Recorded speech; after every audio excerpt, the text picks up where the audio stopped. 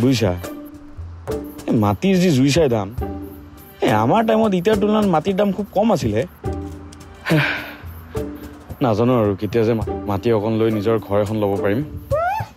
মোৰ ভাইটিক যেতিয়া সেই কম দামত জিএছৰ মাটিকণ চাই দিছিলে তেতিয়া আপুনি খেয়ালে নকৰিলে উস্তাদি মাৰিছিলে নহয় এতিয়া আকৌ কষ্টাই আছে থোৱাহে তোমাৰ ভাইটিৰ কথা এই শিৱনাথ শইকীয়াই ভাত নোখোৱাকৈ থাকিব কিন্তু তোমাৰ সেই দালাল ভাইটিৰ কথা কেতিয়াও নুশুনে অৰে মোৰ ভাইটিৰ কথা এনেকৈ ক'বলৈ আপুনি ক'ত সাহস পালে কথা সম্ভালি ক'ব একদম এই কি মুখ সম্ভালি কথা ক'বহে সি দালাল হয় মই তাক দালাল বুলি কমেই কিনো তোমালোকে কাজিয়া কৰি থাকা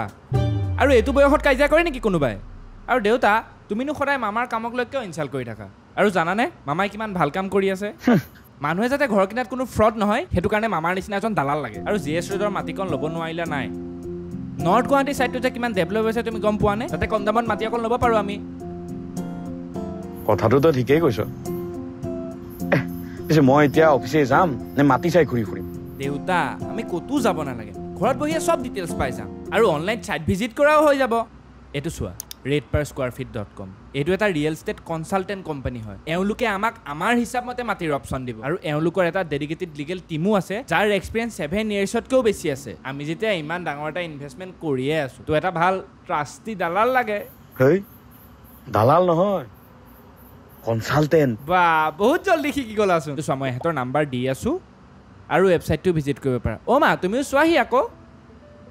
তুমি পাৰা নাই চাওঁ মই কৰি বাবা তোক এখন পৃথিৱীত মই আনিছো বুজিছ নহয় rate per square feet property fraud হোৱাৰ no chance